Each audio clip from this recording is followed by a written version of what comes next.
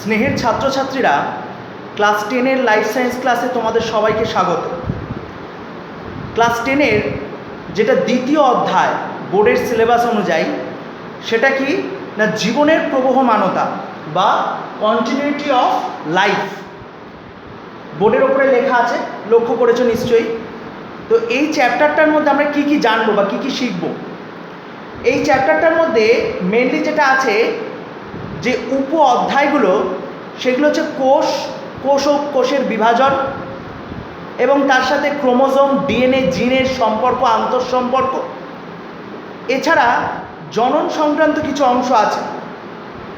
Mainly তোমরা যদি তোমাদের বইয়ের সিলেবাসটা একটু ভালো করে দেখো, তাহলে দেখতে পারবে এই জীবনের প্রবহমানতাকে অনেকগুলি উপ অধ্যায় বা সাব ডিভিশন চ্যাপ্টারে ভাগ করা হয়েছে। যেমন তোমরা দেখতে পাবে এর মধ্যেই আছে এই জীবনের প্রবহমানতা নামক এই চ্যাপ্টারটার মধ্যে যে উপ অধ্যায়গুলোকে ভাগ করা হয়েছে, যে কোষ বিভাজন এবং কোষ চক্র, এটা হচ্ছে এ দিয়ে ডিনোট করা হয়েছে।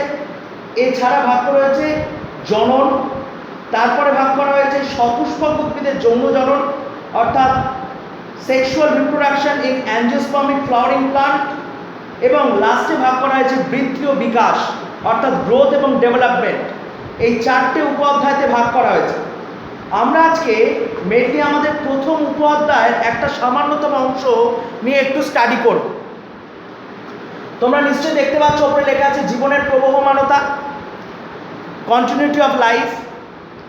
দেখো, জীবনের প্রবহমানতা, জীবনকে চালাতে গেলে যে আমাদের দেহের ক্ষুদ্রতম একক যেটা দরকার বা প্রয়োজনীয়, তার নাম কি? তোমরা সকলেই জানো যে জীবদেহের এই যে আমার পুরো দেহটা কি দিয়ে তৈরি না কোষ দিয়ে তৈরি। অর্থাৎ জীবদেহের গঠনগত এবং কার্যগত এককের নাম হচ্ছে কোষ বা cell. The structural and functional unit of the living organism is cell. এই সেল বা কোষ দিয়েই আমাদের সারা জীবদেহটা তৈরি। তো এই কোষ দেখতে কেমন, এই সম্পর্কে তোমাদের সম্যক ধারণা নবম শ্রেণীতেই হয়ে এসছে, ক্লাস 9-এই তোমরা করে এসেছো। ক্লাস 9-এর এই ধারণার বশবর্তী হয়েও তোমরা যে জিনিসটা এই চ্যাপ্টারে শিখবে, সেটা হচ্ছে জেনেটিক্যালি কোনটা প্যারেন্টাল জেনারেশন থেকে অফস্প্রিং বা বংশগতি সূত্রে জনিত্রী থেকে জনিত্রী বা মাতৃজনু থেকে অপত্য জনুতে সঞ্চারিত হয়। কোষের এমন একটা কোষীয় অঙ্গাণু আছে যাকে বলা হয় কি না ব্রেন অফ দ্য সেল, কোষের মস্তিষ্ক। কারণ আমরা জানি সেই কোষীয় অঙ্গাণুটি পার্টিকুলারলি নানান ধরনের বিপাকীয় কার্যাবলী পরিচালনা করে। ব্রেন যেমন আমাদের সমস্ত কিছু ডিসিশন নিতে তৈরি করে, ঠিক তেমনিভাবে কোষের নিউক্লিয়াসও আমাদের সমস্ত ধরনের ডিসিশন নিতে, মানে কোষের ডিসিশন নিতে সাহায্য করে। এবার লক্ষ্য করে দেখো যে এই যে নিউক্লিয়াসের ছবিটা আমি এঁকেছি, তোমরা জানো ইউক্যারিওটিক নিউক্লিয়াস আর প্রোক্যারিওটিক নিউক্লিয়াস। ইউক্যারিওটিক নিউক্লিয়াসের ক্ষেত্রে আদর্শ নিউক্লিয়াস বলা হয়, এবং সেই নিউক্লিয়াসের নির্দিষ্ট 4টি গঠনগত অংশ পাওয়া যায়। কি কি সেই গঠনগত অংশ আমরা জানি? যেমন পাওয়া যায় নিউক্লিয় পর্দা, অর্থাৎ একেবারে বাইরের দিকে দেখো, ভালো করে দেখলেই লক্ষ্য করতে পারবে তোমরা যে নিউক্লিয় পর্দাটা আছে একেবারে বাইরের দিকে। আমি তোমাদের আরও ফোকাস করে দেখিয়ে দিচ্ছি যে নিউক্লিয় পর্দাটা ঠিক কোন জায়গাটা আছে, তোমরা দেখলেই বুঝতে পারবে। দেখে নাও সরাসরি এই জায়গাটায়, এটা হচ্ছে নিউক্লিয় পর্দা একেবারে বাইরের দিকে। নিউক্লিয় পর্দার ভিতরের দিকে কি আছে না লাল লাল ডট ডট দিয়ে আছে কি না নিউক্লিয় প্লাজমা বা নিউক্লিয় প্লাজম। তার মধ্যে দেখো সবুজ রঙের সূত্রাকার অংশ বিশেষ, এগুলি হচ্ছে ক্রোমাটিন জালিকা বা নিউক্লিয় জালিকা, যেটি এখানে লেখা আছে। আর মাঝখানে একবারে ডিউস বলের মতো একটা জিনিস দেখতে, দেখো একবারে মাঝখানে একটু ধারে আছে পেরিফেরাল রিজিয়নের দিকে, সেটাকে কি বলা হচ্ছে? এই যে নীল মতো অঞ্চলটাকে বলা হচ্ছে নিউক্লিওলাস, যেটা আমরা পরবর্তীকালে পড়ব যে আরএনএ বা রাইবোজোমাল আরএনএ সংশ্লেষে সাহায্য করে, আরএনএ সংশ্লেষে সাহায্য করে। এই যে দেখো নিউক্লিয় পর্দা, নিউক্লিয় প্লাজমা, নিউক্লিয় প্লাজমার মধ্যে আছে নিউক্লিওলাস আর নিউক্লিয় জালিকা। এই নিউক্লিয় জালিকা থেকেই কিন্তু প্রকৃতপক্ষে কিসের সৃষ্টি হয় না ক্রোমোজোমের সৃষ্টি হয়। আমাদের এই ব্যাপারটা সম্পর্কে যথেষ্ট সম্ভব ধারণা লাভ করতেই হবে। আমি তোমাদের সুবিধার্থে একবার একটা উদ্ভিদ কোষের ছবিও দেখিয়ে দিচ্ছি। দেখো এখানে দেখা যাচ্ছে, তোমরা দেখতেই পাচ্ছ উদ্ভিদ কোষের ছবিটার মধ্যেও নিউক্লিয়াস আছে। দেখো ওই দিকটা আছে নিউক্লিয়াস, নিউক্লিয়াসের মধ্যেও আছে নিউক্লিওলাস, ওই যে গোলাপির মতো এই জায়গাটা নিউক্লিয়াস নিউক্লিওলাস লেখা আছে, এবং এটা একটা সার্বিক কোষ। সেই কোষের মধ্যে থেকে আমরা তার বিভিন্ন কোষ সংজ্ঞাণুগুলোর পরিচয় লাভ করতে পারি। এবার কোষ সংজ্ঞাণুগুলোর মধ্যে আমাদের এখানে বিবেচ্য বিষয় সেটি কি, সেটি হচ্ছে অবশ্যই এই নিউক্লিয়াস। কারণ নিউক্লিয়াসের মধ্যেই বংশগতির আসল সূত্র লুকায়িত আছে। নিউক্লিয়াসের মধ্যে থাকা এই যে বংশগতির এই সূত্র বিশেষ, এটাকে কি বলছি আমরা, এটাকে বলছি নিউক্লিয় জালিকা। তাহলে আলটিমেট যদি আমরা দেখি বা লক্ষ্য করি যে নিউক্লিয়াস থেকে সৃষ্টি হয় কি না নিউক্লিয় জালিকা, এবং নিউক্লিয় জালিকার পর দেখো এখানে লেখা আছে ক্রোমোজোম। তোমরা যদি আমার আঁকাটাকে ফলো করতে পারো দেখবে এই যে নিউক্লিয়াস, নিউক্লিয়াসের পরেই কি আছে না এরকমভাবে এইটাকে আমি সুতোগুলোকে বার করে নিয়ে এসেছি, সুতোগুলোকে যখনই বার করে নিয়ে এসেছি সেইগুলোই হচ্ছে নিউক্লিয় জালিকা। নিউক্লিয় জালিকাগুলি যখন ঘন সন্নিবিষ্ট হচ্ছে, যেমন দেখবে সুতোকে, সরু সুতোকে যদি জলের মধ্যে ছেড়ে দাও তাহলে কি হবে, সুতোটা ভাসতে থাকবে, অর্থাৎ বাটির মধ্যে সুতোটা ভাসতে থাকবে। তারপর তুমি আস্তে করে জলটাকে ফেলে দাও, দেখবে সুতোটা বাটির মধ্যে কুণ্ডলীকৃত অবস্থায় পড়ে থাকছে। এই যে কুণ্ডলীকৃত অবস্থায় পড়ে থাকছে এই প্রফর্মাটা বা এই ফর্মটাই আমরা দেখব ক্রোমোজোমের ক্ষেত্রে। ভালো করে লক্ষ্য করে দেখো, যদি একটু ভালো করে ছবিটার দিকে তাকাও বা ছবিটা যদি লক্ষ্য করে দেখো তোমরা, তাহলেই বুঝতে পারবে যে নিউক্লিয়াস থেকে নিউক্লিয় জালিকাকে আলাদা করা হয়েছে। নিউক্লিয় জালিকার থেকে সেখান থেকে পাচ্ছি আমরা ক্রোমোজোম। ক্রোমোজোমটাকে দেখতে এক্স অক্ষরের মতো দেখাচ্ছে।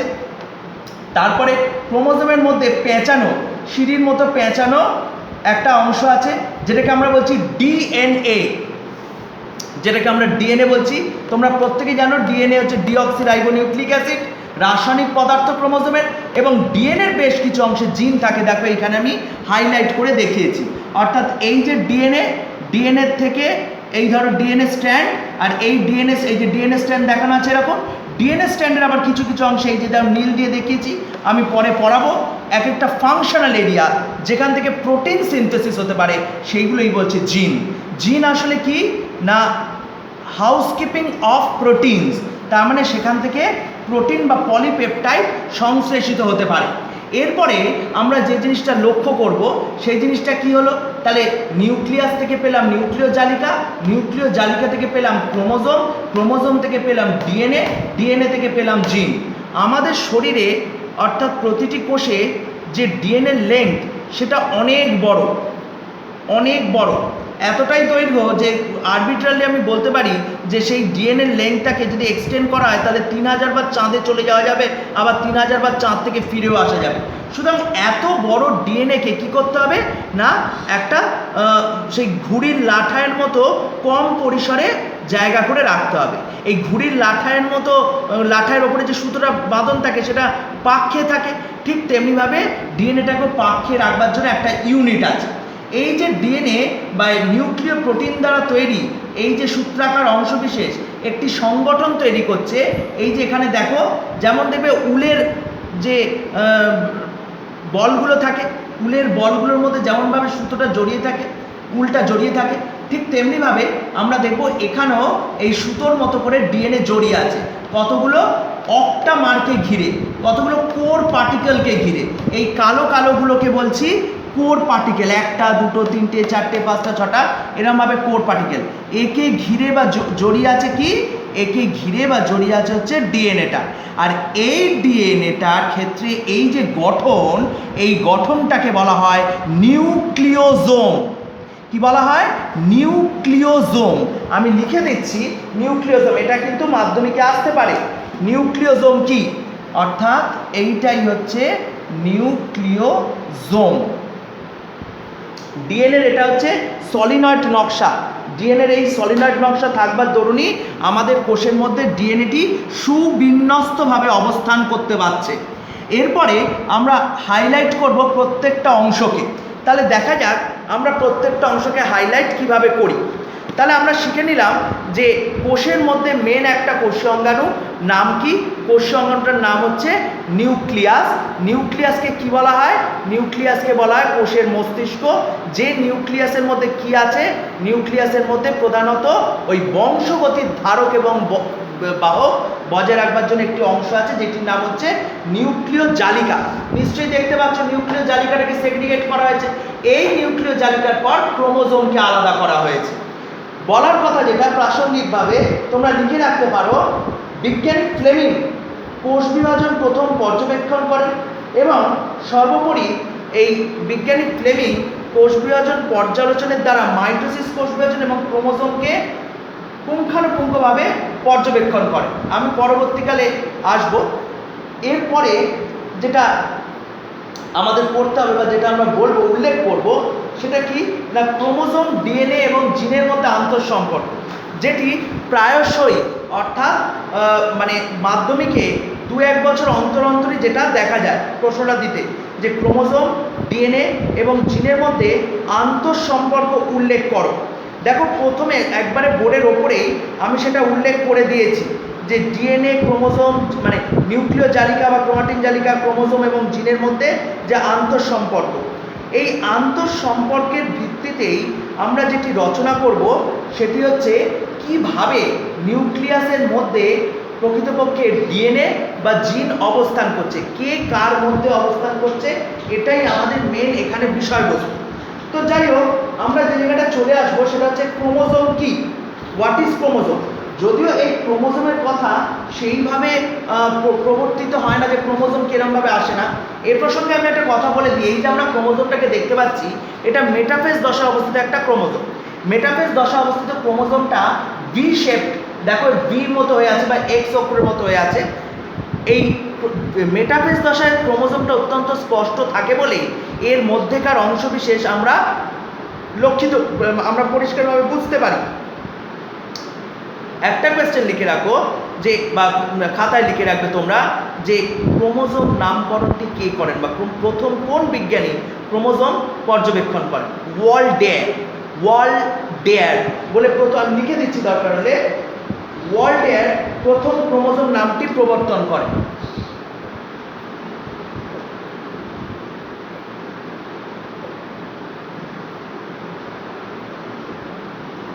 এই যে ওয়াল্ডেয়ার, এই বিজ্ঞানী প্রথম ক্রোমোজোম নামটা যে পর্যবেক্ষণ করলেন, উনি কি দেখলেন না এই যে ক্রোমোজোমের, দেখো এখানে যে শেপটা আছে, এইখানে আমি শেপটা পরিষ্কার করে এঁকে দিয়েছি।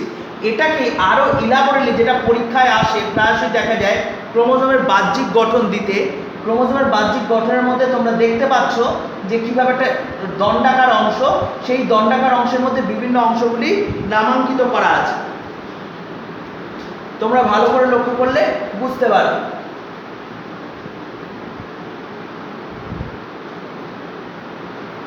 এখানে দেখো তলার দিকে লেখা আছে যে ক্রোমোজোমের সরল বাহ্যিক গঠন, এটা হচ্ছে ভৌত গঠন এবং অঙ্গ সংস্থানিক গঠন, অর্থাৎ morphological structure of the chromosome found in the metaphase stage.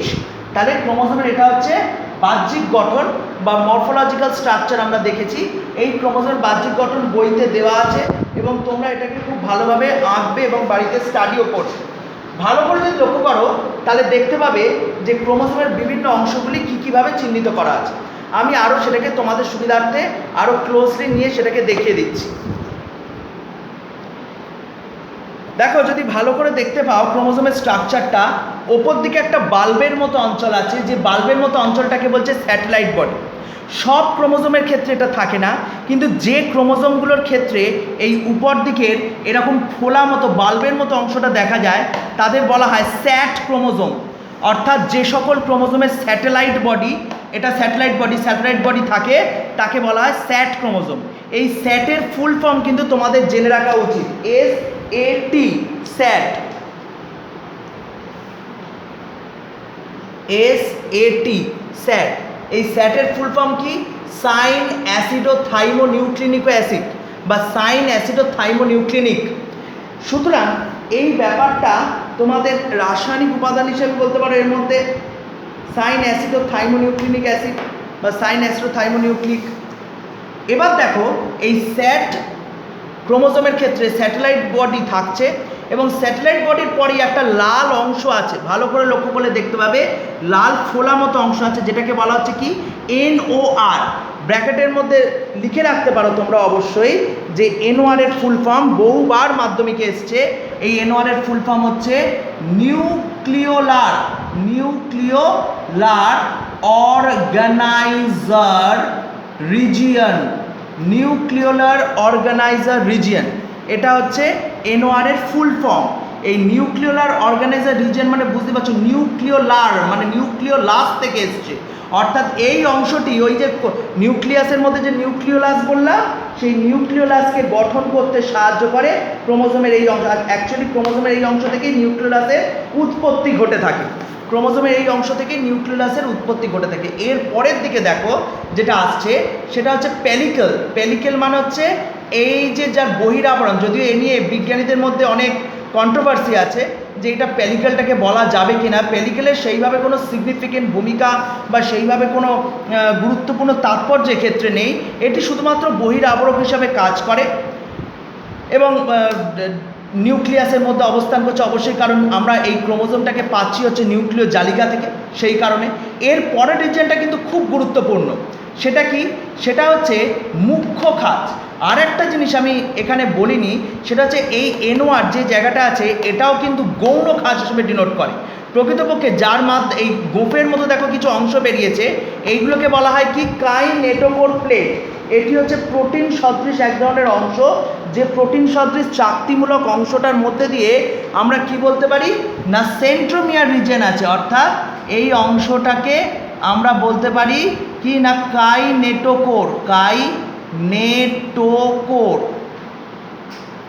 Kinetochore plate. এটা হচ্ছে প্রোটিন দ্বারা নির্মিত এক ধরনের অনুনালিকা, চাকতি সদৃশ দেখতে হয়। এটি কোথায় অবস্থান করে, এটি সেন্ট্রোমিয়ার বা ক্রোমোজোমের মুখ্য খাঁজ অঞ্চলে অবস্থান করে। ক্রোমোজোমের মুখ্য খাঁজ যেখানে সেন্ট্রোমিয়ার অবস্থান করছে, এখানে সেন্ট্রোমিয়ার আছে। সেন্ট্রোমিয়ারটা কিরাম বলো তো, এই খানিকটা সে আমার হাতটা যদি থাকে তাহলে হাতের এই কোনোই ধরো সেন্ট্রোমিয়ার, আর একদিকে হাতের এই পাশটা আর একদিকে হাতের এই বাহুটা। সুতরাং আমরা বলতে পারি সেন্ট্রোমিয়ার দুটো বাহুকে ধরে রেখেছে। সাইডে দেখবে আমি ছোট করে লিখে রেখেছি, যেটা ছোট বাহু অর্থাৎ এখান থেকে এই পর্যন্ত, ঠিক দেখো এখান থেকে এই পর্যন্ত সেন্ট্রোমিয়ারের এক পাশে, এটাকে বলছে পি বাহু, আর যেটা বড় বাহু তাকে বলছে কিউ বাহু, যেটা এতটা, এখানে কিউ বাহু লেখা আছে আর এখানে দেখো পি বাহু লেখা আছে। এই পি বাহু আর কিউ বাহু বা পি আর কিউ দুটো ভাগে ভাগ করা হয়। এবার দেখো লক্ষ্য করে এই যে ক্রোমোজোমের মধ্যে তাহলে সেন্ট্রোমিয়ার রিজিয়নটা থাকলো। সেন্ট্রোমিয়ার রিজিয়নটা কোনটা না যেখানে মুখ্য খাঁজ অঞ্চল থাকছে, অর্থাৎ আমি বলতে পারি যেখানে কাইনেটোকোর প্লেট বা গোফের মতো অংশ থাকছে সেটাই হচ্ছে কি না সেন্ট্রোমিয়ার অঞ্চল বা মুখ্য খাঁজযুক্ত অঞ্চল। আর তার নিচে দেখো আরেকটা এরকম কনকেভ অঞ্চল আছে বা অবতলাকার অংশ দেখতে পাচ্ছি বা একটা খাঁজ দেখতে পাচ্ছি, সেই খাঁজটাকে বলছে গৌণ খাঁজ। এই দুটোকে এরমভাবে ডিনোট করা হয় গৌণ খাঁজ 1 এবং গৌণ খাঁজ 2। এইটাকে গৌণ খাঁজ 1 এবং এটাকে গৌণ খাঁজ 2 বলে ডিনোট করা হয়। এই যে ক্রোমোজোমের মধ্যে এইটা যেটা দেখানো আছে এটা প্রকৃতপক্ষে কিন্তু মেটাফেজ দশার ক্রোমোজোম নয়, বরং রাজার আমি বলতে পারি মেটাফেজ দশার ক্রোমাটিড। কেন স্যার ক্রোমাটিড বললেন কেন, এটা ক্রোমোজোম নয়, এখানে যে তলায় লেখা আছে ক্রোমোজোমের, হ্যাঁ ক্রোমোজোমেরই বটে, কিন্তু ক্রোমোজোম দুটো করে, আবার বলছি ক্রোমোজোম দুটো করে ক্রোমাটিড নিয়ে গঠিত। যে ফিগারটা ঠিক ওপরের দিকে দেখানো আছে, তোমরা যদি ভালো করে দেখতে পারো লক্ষ্য রাখো তাহলেই তোমরা দেখতে পাবে যে ঠিক ওপরের দিকে দেখানো আছে এইটা। কিরাম ব্যাপারটা হলো না এই যে ক্রোমোজোমের স্ট্রাকচার, এই ক্রোমোজোমের স্ট্রাকচারের মধ্যে তাহলে দুটো বাহু, কি বাহু দেখো একটু ভালো করে যদি লক্ষ্য করো তাহলেই দেখতে পাবে। একটা হচ্ছে দেখো এই একটা বাহু, এই যে কালো দিয়ে ডিনোট করেছি ভালো করে বুঝবে, এই একটা বাহু এরকমভাবে ডিনোট করা আছে, আর একটা হচ্ছে এই রকমভাবে ডিনোট করা আছে, একটা এরকমভাবে আর একটা এরকমভাবে। এই যে দুটো বাহু, এই দুটো বাহু পরস্পরের সাথে ক্রিস ক্রস করে অবস্থান করছে। এই দুটো বাহুর যে ক্রিস ক্রস এইটা আমরা দেখতে পাবো মেটাফেজ দশায়। তাহলে প্রকৃতপক্ষে এই ক্রোমোজোমটার যদি মাঝখান থেকে কেটে দেওয়া হয় তাহলে মাঝখান থেকে ডটের স্ট্রাকচারগুলো কেটে দিলে আমরা কী দেখতে পাবো, এইরকম দুভাগে ভাগ হয়ে যাবে, মানে এটা এরকম ছিল এটা এরকম হয়ে গেল, বোঝা যাচ্ছে। নিচের দিকে ওটা এরকম ছিল, এরকম হয়ে গেল, আর মাঝখানে অবশ্যই সেন্ট্রোমিয়ার রিজিয়ন দিয়ে আটকানো আছে। তার মানে আমরা দেখতে পেলাম কি, যে ক্রোমোজোমটি যখন সেগ্রিগেট করছে শুধু সেন্ট্রোমিয়ার অঞ্চল দ্বারা আবদ্ধ, তখন এই দুটো ক্রোমাটিড অঞ্চল দেখা যাচ্ছে। সেই একটা ক্রোমাটিডই হচ্ছে এইটা। তার মানে এই ক্রোমাটিডটার মধ্যে আমরা বলতে পারি এরকম আর একটা ক্রোমাটিড এই সেন্ট্রোমিয়ার অঞ্চলের সাথে সংযুক্ত হয়ে ক্রোমোজোম গঠন করে। মেটাফেজ দশায় এটি দ্বিখণ্ডিত হয়ে যাচ্ছে বা শুধুমাত্র সেন্ট্রোমিয়ার অঞ্চলে লেগে থাকছে বা সেন্ট্রোমিয়ার অঞ্চলের সাথে অ্যাটাচ থাকছে। এরপরে কি হচ্ছে না, দেখো এই যেটা ক্রোমাটিড বলে আমি এখন অভিহিত করতে পারি, এই ক্রোমাটিড অঞ্চলের মধ্যে তাহলে একটা ক্রোমোজোমের তো দুটো ক্রোমাটিড অঞ্চল, এই দুটো ক্রোমাটিড অঞ্চলের মধ্যেও মানে প্রতিটি ক্রোমাটিড অঞ্চলের মধ্যে আবার দেখো নীল দিয়ে আঁকা আছে দুটো সূত্রাকার অংশ। যদি ভালো করে দেখতে পারো তাহলে দেখো যে এই যে দুটো সূত্রাকার অংশ ওপর থেকে নিচে নেমে এসছে, এটাকে বলে ক্রোমোনিমা। ক্রোমোনিমা বলা হয়, ঠিক আছে। আর ক্রোমোনিমাটা এক বছর বহু বছরের ব্যাপার আছে, ক্রোমোনিমা বা ক্রোমোনিমাটা বলা হয়। এই ক্রোমোনিমাটার গায়ে দেখো ঠিক পুঁতির দানার মতো কতগুলো কুণ্ডলীকৃত অংশ, এই যে দেখো এগুলো কুণ্ডলীকৃত আছে। যদি না স্পষ্ট বোঝা যায় আমি অন্য কালি দিয়ে দেখিয়ে দিচ্ছি যে এই অঞ্চলগুলো দেখো যে কুণ্ডলীকৃত হয়েছে, এই অঞ্চলগুলো কুণ্ডলীকৃত হয়ে আছে, অবস্থান করছে। অর্থাৎ খানিকটা সেই মেয়েদের গলার পুঁতির হাড়ের পুঁতির মতো, সেই পুঁতির দানার মতো দেখবে বইতে ঠিক এই ভাষাতেই লেখা আছে যে পুঁতির হাড়ের ন্যায় বা পুঁতির দানার ন্যায় যে বিডেড স্ট্রাকচার বা পুঁতির মতো যে স্ট্রাকচার, সেটাকেই বলা হচ্ছে কি, সেটাকেই বলা হচ্ছে ক্রোমোমিয়ার। এখানে দেখো লেখা আছে ক্রোমোমিয়ার। যখন অধিক রঞ্জকে রঞ্জিত হচ্ছে, ডিপ স্টেন নিচ্ছে যখন, তখনই আমরা দেখতে পাচ্ছি এটি গাঢ় বর্ণের রঞ্জকে রঞ্জিত হচ্ছে এবং সেই অঞ্চলগুলোকে বলছি ক্রোমোমিয়ার। এইবার দেখো ক্রোমোমিয়ারের তলার দিকে একেবারে শেষ অঞ্চলটা, যেটা একেবারে ক্রোমোজোমের তলার দিকে আছে, মানে এই অঞ্চলটারও একটা বিশেষ নাম আছে। এই অঞ্চলটার নাম হচ্ছে টেলোমিয়ার। যেহেতু শেষের দিকে আছে টেল রিজিয়ন বা কডাল রিজিয়নে, তাই এটাকে বলা হচ্ছে টেলোমিয়ার। টেলোমিয়ার অঞ্চল সাধারণত ক্রোমোজোমের প্রান্ত দেশেই থাকে, অর্থাৎ আমরা ঘুরিয়ে বলতে পারি ক্রোমোজোমের প্রান্ত দেশকে বলা হয় টেলোমিয়ার।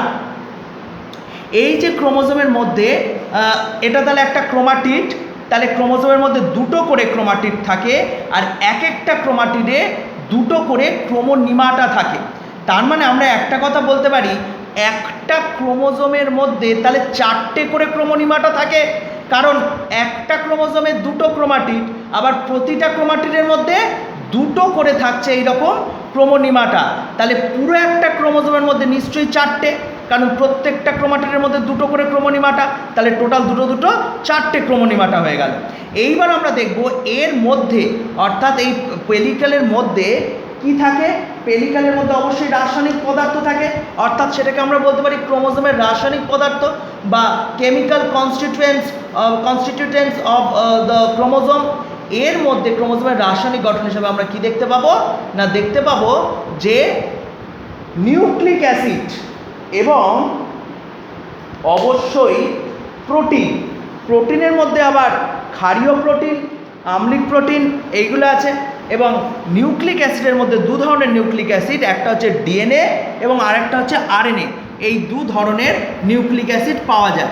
সুতরাং আমরা একটা কথা বুঝতে পারলাম যে এই ডিএনএ বা আরএনএ এইগুলো হচ্ছে নিউক্লিক অ্যাসিড, যেটা এক ধরনের রাসায়নিক পদার্থ হিসাবে পেলিক্যালের মধ্যেই অবস্থান করছে, আর তার সাথে অবস্থান করছে প্রোটিন। প্রোটিন আবার হিস্টোন প্রোটিন হয়, নন হিস্টোন প্রোটিন হয়। ক্ষারীয় প্রোটিনগুলো যেগুলো হয় সেগুলো মেনলি হচ্ছে হিস্টোন প্রোটিন। ক্ষারীয় প্রোটিন বলতে কি, হিস্টিডিন, আর্জিনিন, লাইসিন এইগুলো সমস্ত হচ্ছে ক্ষারীয় প্রোটিনের মধ্যে পড়ছে। তাহলে আবারও বলছি, ক্ষারীয় প্রোটিন মেনলি হচ্ছে কি কি না, হিস্টোন প্রোটিন যেগুলো, সেগুলো হচ্ছে ক্ষারীয় প্রোটিন। তার মধ্যে আছে হিস্টিডিন, আর্জিনিন, লাইসিন, এগুলো হচ্ছে সমস্ত ক্ষারীয় প্রোটিন।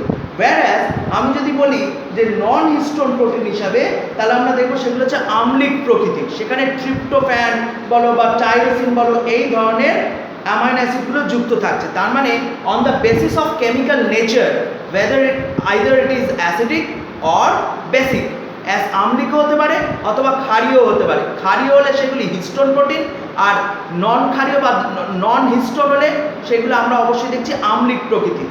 মানে ক্ষারীয়গুলো সবসময় হচ্ছে হিস্টোন প্রোটিন আর আম্লিকগুলো সবসময় হচ্ছে নন হিস্টোন প্রোটিন। এর মধ্যে আমরা দেখব যে এই যে প্রোটিন ছাড়াও, প্রোটিন বা এই যে ধরো নিউক্লিক অ্যাসিড ছাড়াও তার মধ্যে বেশ কিছু ধাতব আয়ন থাকে, অর্থাৎ ক্যালসিয়াম, ম্যাগনেসিয়াম, এই ধাতব ক্যাটায়ন বা অ্যানায়ন এইগুলো থাকতে পারে। আমি এই ক্রোমোজোমের রাসায়নিক উপাদানটাকে আমি তাহলে ছোট করে দেখিয়ে দিই কিরমভাবে থাকছে, তোমরাও খাতায় নোট ডাউন করে নিতে পারো। ক্রোমোজোমের রাসায়নিক উপাদান মেনলি মনে রাখবে যে এই একটু আগে নিউক্লিওজোম পড়াচ্ছিলাম, এই হিস্টোন প্রোটিন বলো, নন হিস্টোন প্রোটিন বলো, যেগুলো দিয়ে সলিনয়েড মডেল তৈরি হচ্ছে মেনলি, এগুলো সবই হচ্ছে নিউক্লিয় প্রোটিন। কারণ নিউক্লিয়াসের মধ্যে থেকেই তো নিউক্লিয় জালিকা পাওয়া গেছে, আর নিউক্লিয় জালিকার মধ্যে থেকে কি পাওয়া গেছে না ক্রোমোজোম পাওয়া গেছে। তার মানে আমরা একটা কথা বলতেই পারি যে এই নিউক্লিয় জালিকা বা ক্রোমোজোম থেকেই কিন্তু ডিএনএ সৃষ্টি হচ্ছে। তাই ক্রোমোজোমের মধ্যে রাসায়নিক উপাদান কিন্তু প্রকৃতপক্ষে ডিএনএকেই নির্দেশ করছে, যেখানে নিউক্লিক অ্যাসিড অবস্থান করছে, আর এইগুলো সব হচ্ছে নিউক্লিয় প্রোটিন দিয়ে তৈরি। এবার নিউক্লিয় প্রোটিনের আবার বিভিন্ন ধরন আছে, সেই নিউক্লিয় প্রোটিনগুলোকেই ভাগ করে দেখানো হচ্ছে। তো যাই হোক, আমরা ক্রোমোজোমের রাসায়নিক উপাদান হিসাবে যেটা মেন তিনটে ভাগে ভাগ করব কি কি, একটা হচ্ছে প্রোটিন, প্রোটিনের মধ্যে আবার দুটো ভাগ, একটাকে বলা হয় কি হিস্টোন প্রোটিন, যেগুলি মূলত ক্ষারীয় প্রকৃতির, আর আরেকটা হচ্ছে নন হিস্টোন প্রোটিন। নন হিস্টোন প্রোটিনটা কী ধরনের হয় না আম্লিক প্রকৃতির হয়। তাহলে হিস্টোন প্রোটিনের মধ্যে আমরা কি কি পেলাম, হিস্টোন প্রোটিনের মধ্যে যেগুলো ক্ষারীয় প্রোটিন তার মধ্যে আমরা পেলাম হচ্ছে ওই আর্জিনিন, লাইসিন, তারপর ধরো হিস্টিডিন এইগুলো। আর নন হিস্টোন প্রোটিন যেগুলো আম্লিক তার মধ্যে ট্রিপ্টোফ্যান আমরা পড়েছিলাম অক্সিন হরমোনের ক্ষেত্রে, বা টাইরোসিন এইগুলো পড়ে এসেছি। টাইরোসিন বা ট্রিপ্টোফ্যান সব হচ্ছে আম্লিক প্রোটিন হিসাবে পড়ছে, যেগুলো নন হিস্টোন প্রোটিন।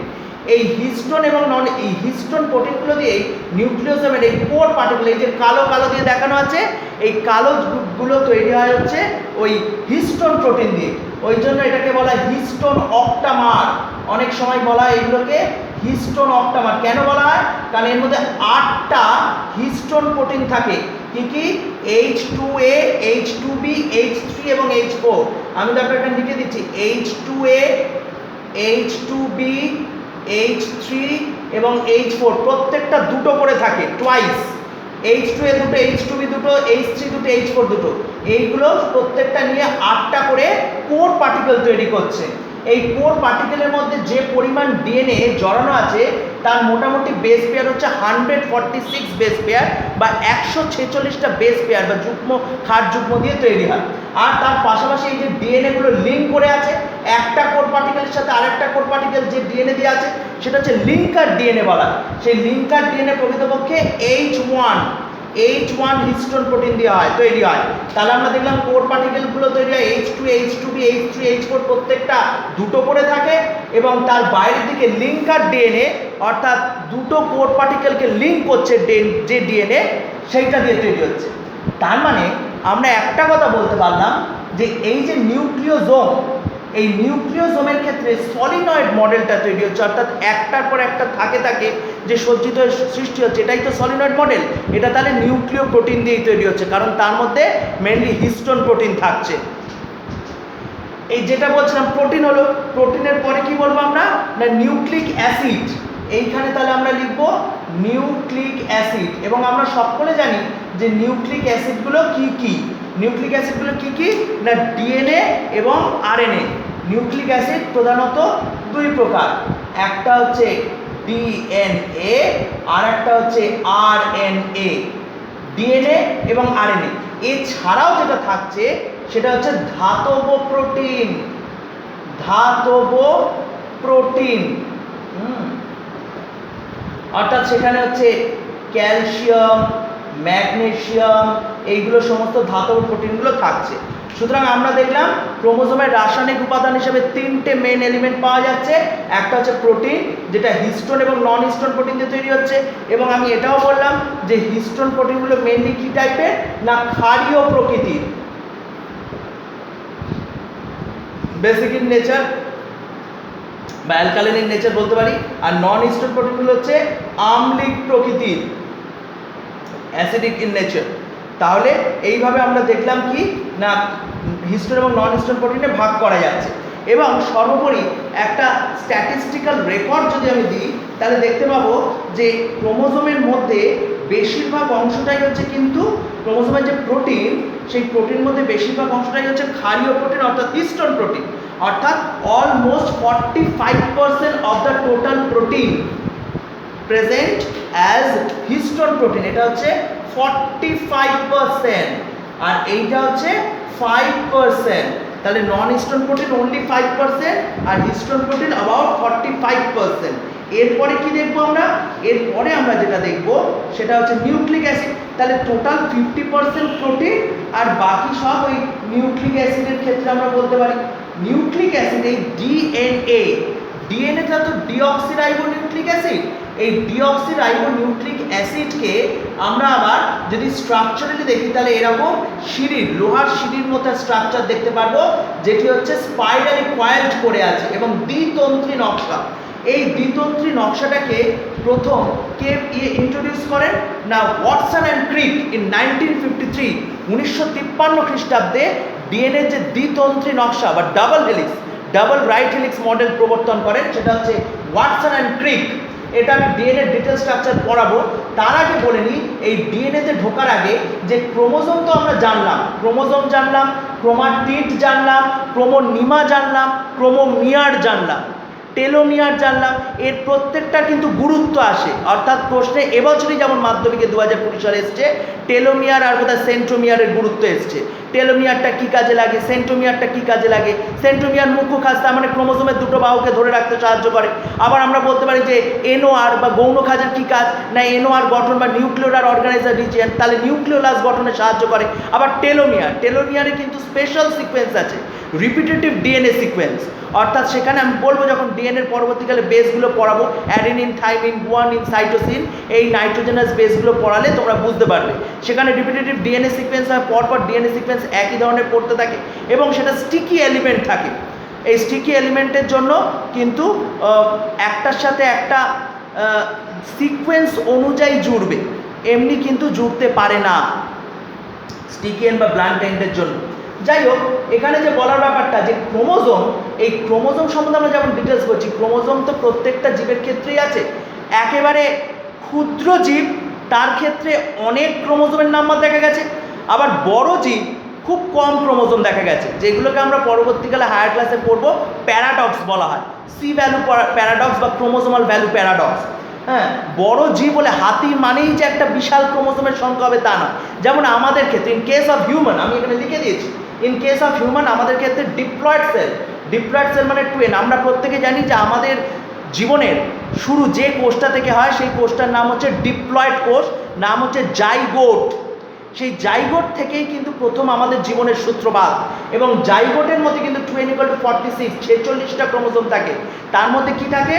44টা থাকে হচ্ছে অটোজোম, 44টা 44 অটোজোম, অর্থাৎ অটোজোম মানে যারা আমাদের দেহজ বৈশিষ্ট্য নির্ধারণ করে থাকে, অর্থাৎ দেহের যাবতীয় বৈশিষ্ট্য নির্ধারণ করে থাকে হচ্ছে অটোজোম। দেখো এখানে লেখা আছে অটোজোম। আর একটা হচ্ছে সেক্স ক্রোমোজোম বা অ্যালোজোম।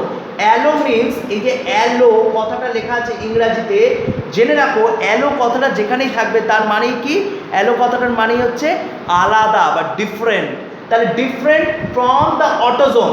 অটোজোম আমাদের দেহজ বৈশিষ্ট্য নিয়ন্ত্রণ করে, আমাদের দেহের সাধারণ বৈশিষ্ট্যগুলোকে নিয়ন্ত্রণ করে, অর্থাৎ সেখানে লিঙ্গ নির্ধারকের কোনো ব্যাপার নেই, অর্থাৎ ছেলে না মেয়ে, ছেলেদের বৈশিষ্ট্য না মেয়েদের বৈশিষ্ট্য, এই ধরনের কোনো পিকুলিয়ার বা স্পেসিফিক বৈশিষ্ট্য কিন্তু নিয়ন্ত্রণ করে না অটোজোম। কিন্তু whereas এই অ্যালোজোম কিন্তু লিঙ্গ নির্ধারক ক্রোমোজোম। ডিপ্লয়েড সেল হচ্ছে জাইগোট, জাইগোটের মধ্যে 46টা ক্রোমোজোম থাকছে, এই 46টার মধ্যে 44টা হচ্ছে অটোজোম আর অবশ্যই দুটো হচ্ছে অ্যালোজোম, অর্থাৎ আমরা বলতে পারি সেক্সোম। তাহলে দুটো হচ্ছে মেল অ্যান্ড ফিমেল। পুরুষদের ক্ষেত্রে আমরা জানি সেই ক্রোমোজোমটা কি হয়? এক্স এবং ওয়াই। এটা হচ্ছে কাদের ক্ষেত্রে? পুরুষদের ক্ষেত্রে। আর মহিলাদের ক্ষেত্রে হয় এক্স এবং এক্স। তার মানে এক্স এবং এক্স ক্রোমোজোম থাকলে আমরা জানি মেয়েদের ক্রোমোজোমে লিঙ্গ নির্ধারক ক্রোমোজোমে পাওয়া যায়।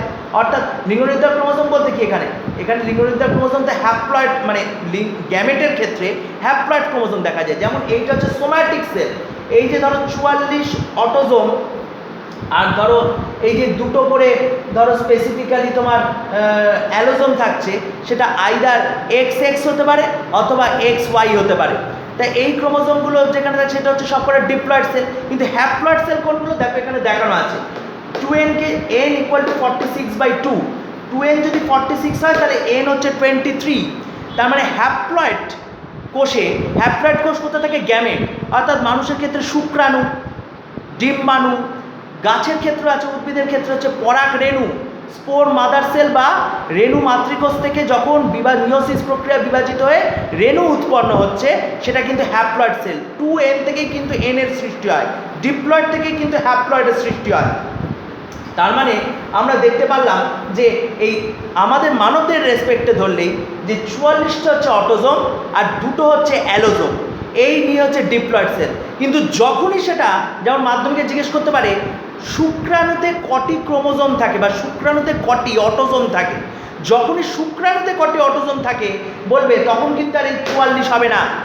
অর্থাৎ যেহেতু 2n ইকুয়াল টু 46 হচ্ছে ডিপ্লয়েড সেলের ক্ষেত্রে, এক্ষুনি বললাম গ্যামেট, গ্যামেট মানে হচ্ছে n অর্থাৎ 23টা। তার মানে অ্যালোজোমের সংখ্যা অবশ্যই হবে 22টা, কারণ 44-এর হাফ 22টা অটোজোম, আর তার সাথে কি হবে এক্স অর ওয়াই, অর্থাৎ যে কোনো একটা অ্যালোজোম থাকবে, হয় এক্স হয় ওয়াই। এবং আমরা জানি যে সেক্সুয়াল রিপ্রোডাকশনের সময় এক্স ক্রোমোজোম বহনকারী শুক্রাণু যদি এক্স ক্রোমোজোম বহনকারী ডিম্বাণুকে নিষিক্ত করে তাহলে কন্যা সন্তান হয় বা ডটার তৈরি হয়, অফস্প্রিং হিসাবে ডটার তৈরি হয়, কন্যা সন্তান। আর পুত্র সন্তান কখন হয়? এক্স ক্রোমোজোম বহনকারী শুক্রাণু ওয়াই ক্রোমোজোম বহনকারী শুক্রাণু যখন এক্স ক্রোমোজোম বহনকারী ডিম্বাণুকে নিষিক্ত করছে। মাথায় রাখবে ডিম্বাণু কিন্তু সর্বদাই হচ্ছে এক্স ক্রোমোজোম বহনকারী। ছেলেদের ক্ষেত্রে শুক্রাণুরই পার্থক্য হয় বা স্পার্মটাই কিন্তু ডিফার করে, either it will bear X chromosome or it will bear Y chromosome.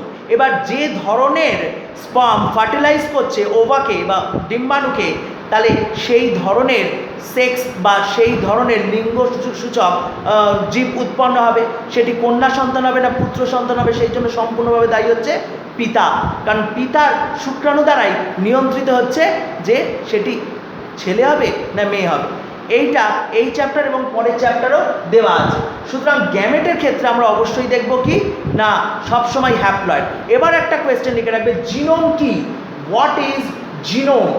Genome হচ্ছে হ্যাপ্লয়েড ক্রোমোজোমে অবস্থিত, জিনোম, GENOME, জিনোম হ্যাপ্লয়েড ক্রোমোজোমে অবস্থিত সম্পূর্ণ সেট, অর্থাৎ হ্যাপ্লয়েড ক্রোমোজোমে অবস্থিত জিনের সমষ্টিকে বলা হয় জিনোম। এরপরে যেটা বলার ব্যাপার সেটা হচ্ছে ডিএনএ তো বললাম যে ইয়েতে থাকে অর্থাৎ ক্রোমোজোমের মধ্যে থাকে, আর জিন কি? জিন হচ্ছে ডিএনএর মধ্যেই অবস্থান করছে ফাংশনাল এরিয়া, যেখান থেকে প্রোটিন বা পলিপেপটাইড সংশ্লেষিত হতে পারছে। তোমরা এই প্রসঙ্গে প্রশ্ন লিখে রাখতে পারো, অটোজোম এবং অ্যালোজোমের মধ্যে পার্থক্য রচনা করো। অটোজোম এবং অ্যালোজোমের মধ্যে পার্থক্য রচনা করো। তারপরে লিখে রাখবে মুখ্য খাঁজ এবং গৌণ খাঁজের মধ্যে পার্থক্য রচনা করো। মুখ্য খাঁজ এবং গৌণ খাঁজের মধ্যে পার্থক্য রচনা করো। Make differences in between primary constriction and secondary constriction. দেখো মুখ্য খাঁজের ক্ষেত্রে আমি একটু আগে বলেছি যে সেখানে সেন্ট্রোমিয়ার অঞ্চল থাকে এবং ক্রোমোজোমের দুটো বাহুকে সংযুক্ত রাখতে সাহায্য করছে, সেখানে কাইনেটোকোর প্লেট আছে। whereas গৌণ খাঁজের ক্ষেত্রে কিন্তু নিউক্লিওলার অর্গানাইজার রিজিয়ন আছে। মুখ্য খাঁজ যেহেতু সেন্ট্রোমিয়ার অঞ্চলে থাকছে তাই সেখানে ক্রোমাটিডের ধারক হিসাবে কাজ করছে, আর গৌণ খাঁজ কি করছে না নিউক্লিওলাস গঠনে সাহায্য করছে। গৌণ খাঁজ কিন্তু একটি ক্রোমোজোমে একাধিক হয়, অর্থাৎ গৌণ খাঁজ 1, গৌণ খাঁজ 2 এইরকম ভাবে হয়। সুতরাং আমরা এই যে এতক্ষণ পড়লাম একটা জিনিস অনুধাবন করতে পারলাম যে নিউক্লিয়াস থেকে হচ্ছে নিউক্লিয় জালিকা, নিউক্লিয় জালিকার থেকে সৃষ্টি হয় ক্রোমাটিন জালিকা, ক্রোমাটিন জালিকার থেকে সৃষ্টি হয় কি না ডিএনএ, ডিএনএ থেকে ক্রোমাটিন জালিকার থেকে সৃষ্টি হচ্ছে ক্রোমোজোম, ক্রোমোজোম থেকে সৃষ্টি হচ্ছে ডিএনএ এবং ডিএনএ থেকে সৃষ্টি হচ্ছে জিন, যেটা বংশগতির ধারক এবং বাহক হিসাবে আমাদের বিভিন্ন ফিনোটাইপিক ক্যারেক্টার বা বৈশিষ্ট্যগুলিকে নির্ধারণ করতে সাহায্য করে থাকে। এছাড়া আমরা যে জিনিসটা দেখব সেটা হচ্ছে এই যে ক্রোমাটিড এবং ক্রোমোমিয়ারের মধ্যে পার্থক্য বা ক্রোমাটিড এবং ক্রোমোনিমাটার মধ্যে পার্থক্য, এটা বলতে পারো।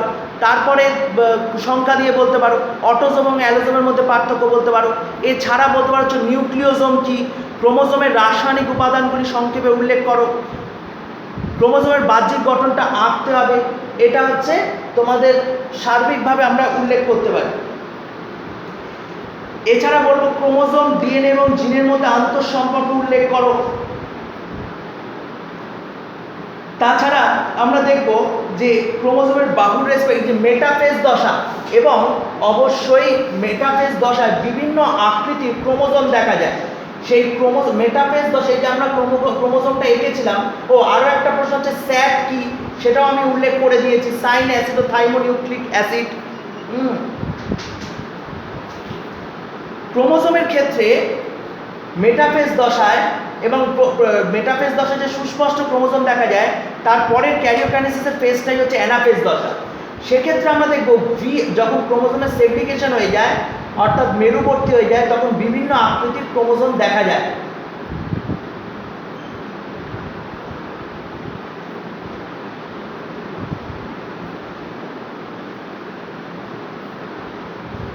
দেখো চারটে ফেজ এঁকেছি, এই চারটে ফেজের মধ্যে প্রত্যেকটা আলাদা নামকরণ হয়। এগুলো কখন দেখা যায় না অ্যানাফেজ দশায় দেখা যায়। ক্যারিওকাইনেসিসে আমরা কোষ বিভাজন যখন পড়বো তখন দেখব অ্যানাফেজ স্টেজের মধ্যে 4 ধরনের ক্রোমোজোমের বিন্যাস দেখা যায়। এই ক্রোমোজোমের বিন্যাসের ক্ষেত্রে আমরা কি দেখব, এইটা যেটা ভি আকৃতির, ইংরাজি ভি আকৃতির, সেটাকে বলা হয় মেটাসেন্ট্রিক, অর্থাৎ মেটা মানে মাঝখানে, মেটাসেন্ট্রিক ক্রোমোজোম। আবার এখানে দেখো যেটা আছে সেটা কি সাব মেটাসেন্ট্রিক, সাব মেটাসেন্ট্রিক। এটা কিরকম দেখতে, এটা দেখো খানিকটা এল শেপের দেখতে, যেটা হচ্ছে তোমার অবশ্যই সাব মেটাসেন্ট্রিক, মেটাসেন্ট্রিকের কাছাকাছি থাকছে, অবস্থান করছে। আবার এটা দেখো খানিকটা জে শেপের দেখতে, যেটাকে আমি কি বলছি না অ্যাক্রোসেন্ট্রিক। আর এটা হচ্ছে আই শেপের দেখতে, একেবারে টেল রিজনে আছে, সেটা হচ্ছে টেলোসেন্ট্রিক। সুতরাং এই যে ক্রোমোজোমের বিভিন্ন ভাগগুলোকে আমরা দেখতে পেলাম, এটা কিন্তু অ্যানাফেজ দশায় আলাদা আলাদা করে আমরা এই জিনিসগুলোকে লক্ষ্য করব।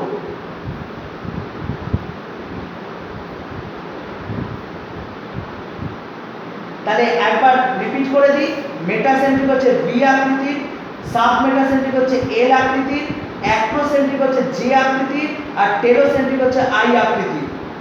অ্যাক্রোসেন্ট্রিক ক্রোমোজোম হচ্ছে আমাদের ওয়াই ক্রোমোজোম, সেক্স ক্রোমোজোমের ক্ষেত্রে বলা হয়।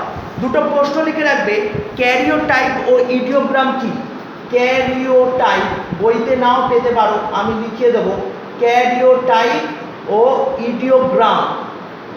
প্রকৃতপক্ষে এই যে 23 জোড়া ক্রোমোজোম, 22 জোড়া তার মধ্যে অটোজোম আর 1 জোড়া হচ্ছে অ্যালোজোম, এদের বিভিন্ন ভাগে ভাগ করা A B C D E F G, 7টা ভাগে ভাগ করা হয়েছে। A B C D E F G, এই 7টা ভাগে বিভিন্ন ক্রোমোজোমের বাহ্যিক গঠন অনুযায়ী ভাগ করা হয়, বড় থেকে ছোট ঊর্ধ্বক্রম অনুসারে সাজানো। এদের মধ্যে দেখা যায় যে অ্যালোজোম বা সেক্স ক্রোমোজোমের গঠন আকৃতি একটু ভিন্ন, আর বাদবাকি সবার ক্ষেত্রে মোটামুটি সেম। এর রিপ্রেজেন্টেশনটাকে, এর সাজানো বা arrangement of different chromosomes in from a diploid cell, এটাকেই আমরা বলছি ক্যারিওটাইপিং।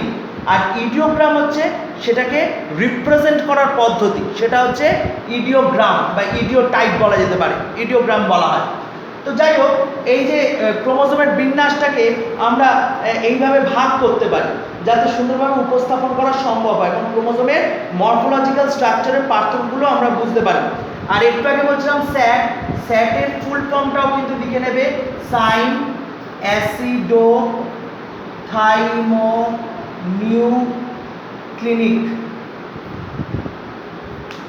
এছাড়া আমরা পরের দিন যেটা শুরু করব সেটা হচ্ছে পরের এপিসোডে ডিএনএর আভ্যন্তরীণ গঠন।